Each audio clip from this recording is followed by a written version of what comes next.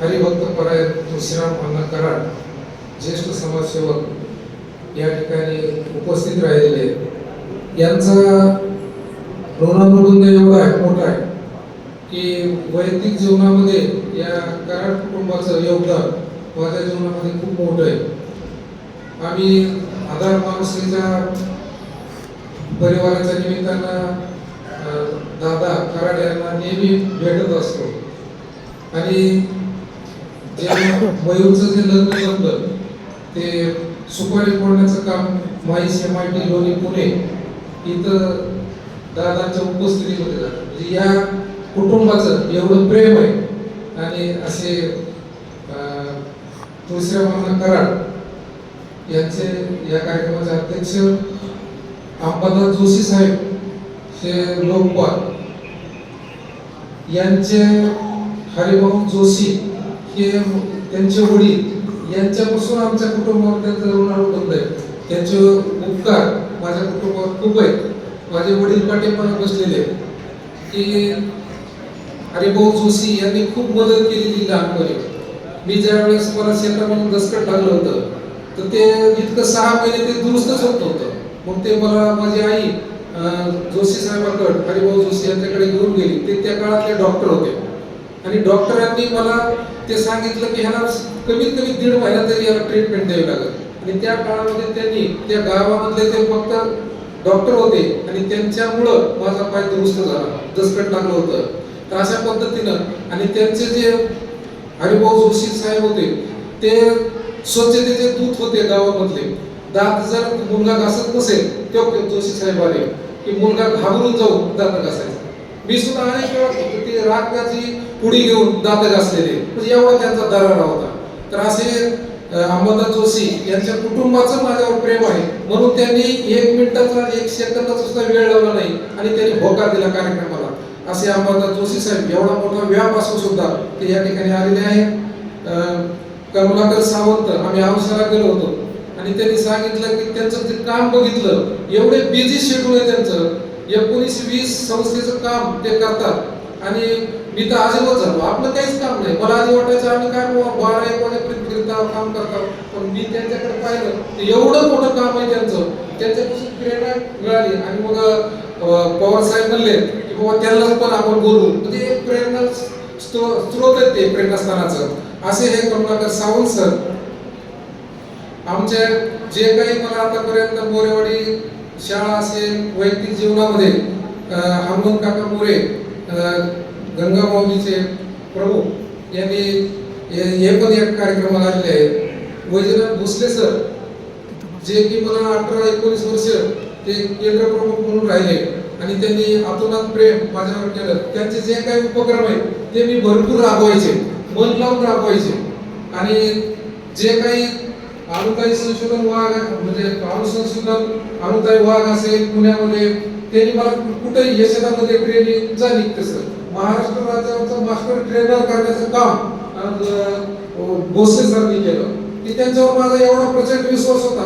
कोऱ्या कागदावर सही करून ठेवायचे झाली तसं, म्हणजे आपण त्यांनी एवढा विश्वास की त्यांचं संपादन केला होता की आणि माझ्यासाठी ते आजही अर्ध्या रात्री बोलून ते पळत येणार, म्हणजे एवढा म्हणजे जीवाचे माणूस आहे ते असे वैजनाथराव भोसले सर। या ठिकाणी 2 व्याही पाटील घराणे हे कोल्हापूर या ठिकाणी आलेले आहेत। या ठिकाणी उपस्थित असलेले माझे वडील ज्यांनी की 42 वर्ष सालगडी म्हणून काम केलं आणि त्या सालगडीचा मी मुलगा आहे आणि 1972 मध्ये दुष्काळामध्ये मोरेवाडीमध्ये जवळजवळ 6-7 वर्ष त्यांनी नोकरी केली ते सालगडीला। तर या मोरेवाडीशी नातं आमचं मोठं त्यांचे या ठिकाणी जुने मोरेचेच घराण्याशी नातं आहे। असे माझे वडील या ठिकाणी उपस्थित आहेत। पत्नी सिंधू आणि मुलगा मयूर, सून मनोरमा, मुलगी वर्षा आणि सासरे हरिचंद्र मोरे आणि दोन्ही मेहुणे संतोष आणि दादाराव हे यांचे सहकार्य या ठिकाणी लाभलेले आहे। तर असे सर्वांना या ठिकाणी आधार माणुसकीचे आणि खरं तर साठे साहेब यांनी एवढं आतोनात माझ्यावर प्रेम केलेलं आहे की ते कुठेही असलं, मी जर म्हणलं आता साहेब काम आहे तर साहेब लगेच जेवण असं अनेक झालेले की जेवण बाजूला सारून ते पळत आलेले.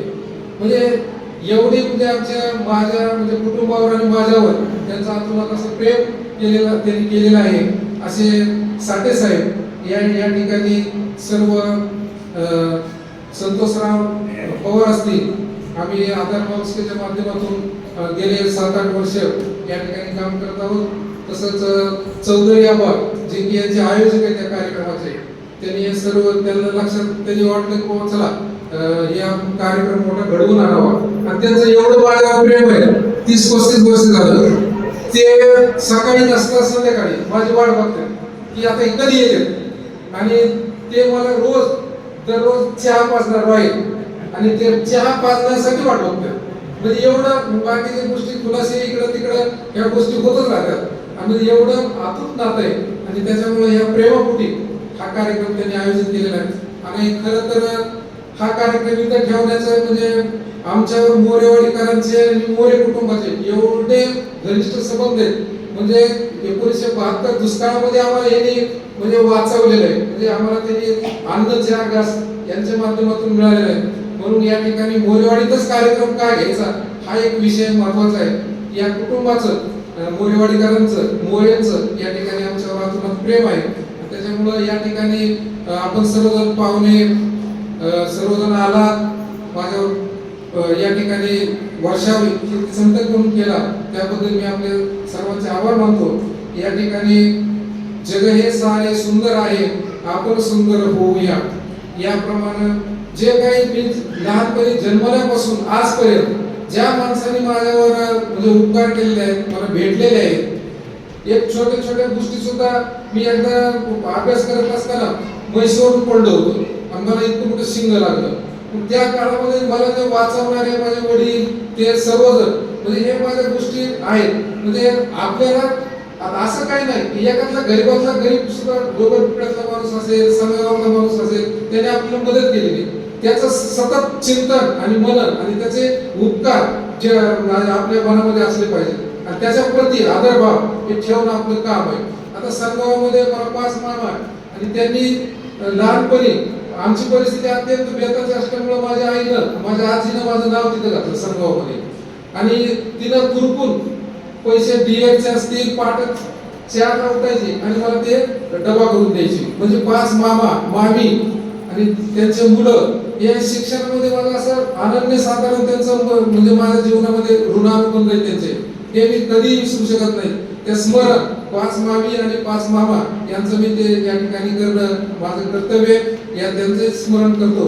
आणि या ठिकाणी अनेक उपक्रम या ठिकाणी शिक्षण क्षेत्रामध्ये राबवले, ते माझं कर्तव्य होतं, कर्तव्याचा भाग होता तो. आणि मी असं कधीच नाही, मी एक हटके काहीतरी करायचा प्रयत्न करायचा शिक्षणामध्ये, उपक्रम राबवायचे सारखे.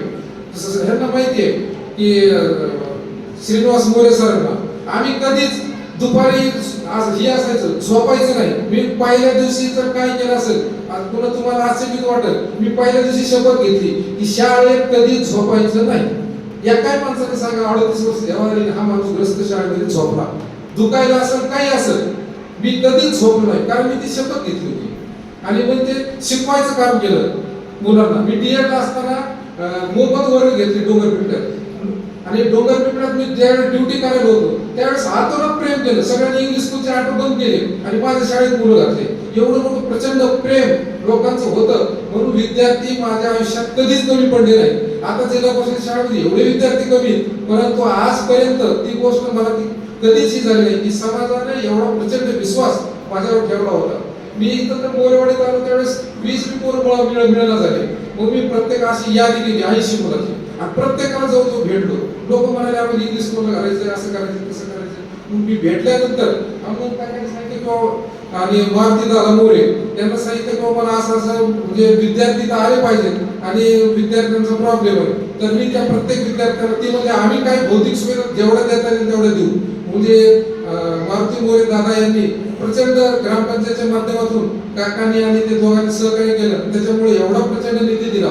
परंतु काम मुलं आणायचे हे सोपं काम नाही. तर ते 80 विद्यार्थी होते गावामध्ये आणि मोऱ्यांचे मुलं पहिल्यांदा माझ्यामुळे शाळेमध्ये आले आणि त्यांना प्रत्येकाला सांगितलं की जर तुमचा मुलगा योगेश्वरी पेक्षा पुढे गेला तरच माझ्याकडे ठेवायचं, नाही तर विनोदाने मी म्हणायचं, नाही तर माझ्या दोन कुठं डोक्यात घालायचे. ही म्हणजे चॅलेंजिंग काम स्वीकारलं आणि जवळजवळ 80 मुलांना प्रवेश दिला. ही जोक नाही, ही फार मोठं गोष्ट काम आहे. म्हणून मी उन्हाळा असो दिवाळी असो या ठिकाणी जरी एखादा नातेवाईकाच्या मैदीला मी गेलो, तुम्ही लांब उभं राहायचं आणि ते क्लासला सकाळी यायचं, म्हणजे शाळा कधी बुडवली नाही. आणि राजकारणाच्या भानगडीमध्ये जास्त पडलो नाही. दाजी चहा प्यायला या वाटत मी म्हणले तरी म्हणायचं तुमचा चहा तिकडे खड्ड्यात गेला, कारण नको ते, कारण विद्यार्थी का वाट बघायलेले आणि का एकाला भेटलं की दुसरा म्हणतो हा मग त्यालाच बोलायला बरं नाही बोलला. तर हे पत्ते मी डोंगर पिपळ्यात असेल, चतुर्वेडीला असेल, मोरेवाडीत असेल, मी ते जाणीवपूर्वक पाळलं. कारण ह्याचा वास थोडा मी आला की लोक काय होतात लांब पळतात, नको ते. डोंगर पिपळ्यात सुद्धा मी माझ्या स्वतःच्या गावात नोकरी केली, कधीच बस स्टँडला चहा प्यायला गेलो नाही. तिथं सुद्धा प्रचंड विद्यार्थी संख्या वाढवली, जिथं जाईल तिथं विद्यार्थी संख्या वाढवली. आणि त्यांना विविध उपक्रम असतील, जे जे काही अनुताई वाघ यांचे जे उपक्रम आहेत विद्यार्थ्यांबद्दल, बालस्नेही शिक्षण, विद्यार्थ्यांना जास्तीत जास्त कसं शिकवता येईल. पठाण मांडवलं तर माझा रिझल्ट योगेश्वरीपेक्षा जास्त होता. हे अभिमानाची गोष्ट आहे. मी 13 घंटे शिकवायचं काम, हे सोपं नाही. 7ला एसटी घेऊन जायची आणि ते कधी अनाउन्समेंट रात्री 9ला. मग मला कुठलाच नाद नाही, चहा नाही, सुपारी नाही, पान नाही, काही नाही, नुसतं शिकत बसायचं, उड्या मारायचं आणि शिकवायचं विद्यार्थ्यांना. तुम्हाला ही वाटेल, आश्चर्य वाटेल, मी डीएडला असताना मला वाटायचं की आपण चांगला आदर्श शिक्षक व्हावं. आणि मग काय करायचं, मग ती दगड मांडायची असे. मी लहानपणीपासूनच पाहिलं असे दगड मांडायचे, छोट्या सोम्या गोम्या, आणि त्याला छडी घ्यायची आणि मोठमोठ्याने शिकवायला लागायचं, म्हणजे दगडांना शिकवायचं. आणि त्या भावनेतून मला प्रत्येक गोष्ट प्रॅक्टिकली शिकवते, जे की बहुतांश शिक्षकांना ह्या जी गोष्टी नाचून गाऊन प्रतियुक्त शिक्षण ते मी त्या ठिकाणी शिकलेलो आहे. आणि कसलाही ढ विद्यार्थी माझ्याकडे दिला तर त्याला 6 महिन्यात लिहिता वाचता पाहिजे, माझ्याकडे तेवढं कौशल्य. मी दौलतपूरमध्ये सुद्धा शिक्षकांना सगळ्या सांगितलं की तुमचे 4-5 मुलं ज्यांना वाचता लिहिता येत नाही तुम्ही थकलो शिकून, पण ते माझ्याकडे. तर त्या ठिकाणी काही त्यांना माहिती आहे की असे 30-32 मुलांना मी 6 महिन्यात चांगले लिहिता वाचता यायचं शिकवलं. 2 मिनिटं जेवण झालं की 3ऱ्या मिनिटाला मुलं माझी वाट बघायची आणि मी पहिलीच्या वर्गात जाऊन त्या मुलांना शिकवायचं. ते मी आत्मसात केलेलं कौशल्य डीएडला असताना. तसं तुम्हाला पहिलीपासून शिकवायचं, मी मॉनिटर होतो आणि प्रत्येक गोष्ट मुलांना शिकवायची. 10वीला असताना माझ्याकडे मॅथ शिकवायचं हे दिलं होतं, खडूचा पुढा नांदोटी पुढच्या मला मॅथ शिकवायचे आणि ते म्हणायचं तुझं चांगलं मॅथ आहे, शिकव पोराले. 10वीच्या मुलांना मी स्वतः त्याच मुलांना शिकवायला चालू करायचं. म्हणजे माझ्याकडे ते शिकवण्याचं कौशल्य चांगलं होतं. आणि म्हणून मी मोफत डीएडचे म्हणजे स्कॉलरशिप नवोदयचे क्लास डोंगर पिपळ्याला मोफत घेतले. आणि त्याचा परिणाम असा झाला की मला ते चांगलं बुद्धिमत्ता, गणित, मराठी हे विषय चांगले येले. आणि त्याचा परिणाम असा झाला, माझा मुलगाही तो शिष्य म्हणजे नवोदयला लागला, शिष्यवृत्ती परीक्षा पास झाला. दोन्ही मुलं म्हणजे ते मला अगोदर येत होतं आणि जास्त प्रयत्न करावा लागले नाही. आणि त्याचं नियोजन म्हणून ते दोन्ही मुलं, आज मुलगा SBI मध्ये चांगल्या PO म्हणून आहे, तो NIT लागला होता, लागलेला आहे. मुलगी सुद्धा शिक्षिका नगरपालिकामध्ये आहे आणि कुटुंबामध्ये वेल सेटल आहे. आई वडिलांचे आशीर्वाद त्याच्यामुळं हा या इथपर्यंत मी आलेलो आहे. आणि खूप काही काम करायचं आहे. कामाचा म्हणजे आता संतोषराव सोबत असल्यामुळे ते काही झोपू देत नाही. लगेच फोन, आपल्याला लातूरला जायचे, अख्ख्या महाराष्ट्र फिरलो तर आयुक्त, कलेक्टर, मोठमोठे जेवढे काही व्यक्ती आहेत, कराड घराणे, हे सर्व ह्यांच्यामुळं आधार माणसाच्या परिवारामध्ये जोडले गेले. आपण या ठिकाणी आता उर्वरित आयुष्य या ठिकाणी कुटुंबाबरोबरच हे समाजासाठी, समाजामध्ये एवढे काही प्रश्न आहेत. माझ्या मनामध्ये असं येतं की इतके मोठे प्रश्न आहेत आणि कुणी तेच करायला पाहिजे आणि आपण पुढे झालं पाहिजे. आणि पुढं होऊन प्रत्येक गोष्ट, आता काही असे प्रश्न आहेत की समाज, विचारवंत, पत्रकार हे विचार करण्याची गरज आहे. कोणते, मुलांची लग्न होत नाही, हे सुद्धा एक मोठी, एवढी मोठी भयानक परिस्थिती आहे. ते गांभीर्य नाचपूल बघताय का, 200-250 मुलं एका कुटुंबामध्ये बिना लग्नाचे. तर हे कुठंतरी परिस्थिती बदलली पाहिजे, याच्यावर विचारवंत म्हणून गरजेचं आहे. असं जर पिढी आणि हे जर परिस्थिती राहिली तर मला वाटतं 5-7 वर्षानंतर म्हणजे कुटुंब विवाह संस्था राहते की नाही, हे मोठा प्रश्न आहे. तर असं मला नेहमी वाटतं की आता काय आता ही परिस्थिती आहे. असे अनेक प्रश्न आहेत समाजामध्ये आणि गरिबी हा प्रश्न आहे. गरिबीमुळे आम्ही ते आत्महत्याग्रस्त कुटुंब आहे. आम्ही दोघं जण एक दिवशी असं नैराश्य आलं आणि एक हे झालं की म्हटलं बाबा चला कुठं आहे आते मुकुंदराज स्वामी. आम्ही दोघं जण तिथं गेलो आणि तिथं तुकाराम गाथेचं प्रवचन केलं दोघांनी. आम्ही म्हणलं काहीतरी विचार सुचल समाजाबद्दल. मग आम्ही ते पुढे जाऊन मग डॉक्टर लोहिया यांना गुरु मानलं, सिंधुताई समकार यांचा आशीर्वाद घेतला आणि आधार माणुसकीचा आत्महत्याग्रस्त कुटुंबासाठी आमचं संतोषराव यांच्या मार्गदर्शनाखाली एक काम आहे. त्यांना एवढं म्हणजे आता ते एवढं व्याप झालाय आणि त्याला कुणीतरी माणसं पाहिजे म्हणून 10-5 माणसं त्याच्यामध्ये मी एक छोटा खारीचा वाटा उचलण्याचं काम या ठिकाणी केलेलं आहे आणि करीत आहे. आणि आपण सुद्धा या अशा अनेक प्रश्न आहेत समाजासाठी, आपण समाजाचं देणं लागतो आणि याच्यावर कुठंतरी मोठं काम होणं गरजेचं आहे. आणि थोडं नाही जास्त करायची गरज नाही. तुम्ही सहानुभूतीने जरी त्याच्याकडे बघितलं तरी ते प्रश्न निर्माण. आता 8 मुलीचे लग्न आम्ही त्या आधार माणुसकीच्या वतीनं कोल्हापूर, सांगली तिकडे जाऊन केले. या ठिकाणी चांगल्या दर्जाचं काम चालू आहे आणि लोक असे सुरळीत आम्हाला 2-3 वर्ष खूप त्रास झाला, परंतु आता एवढा काही त्रास नाही.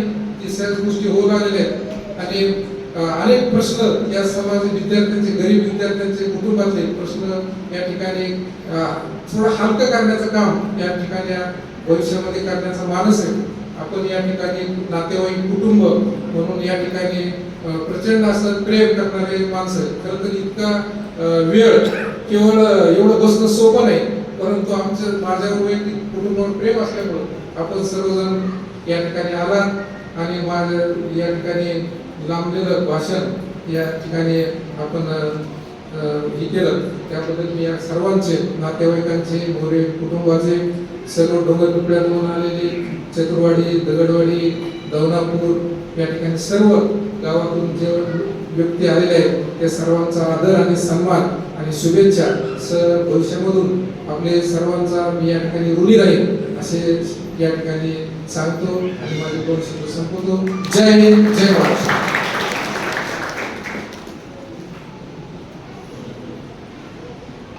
धन्यवाद.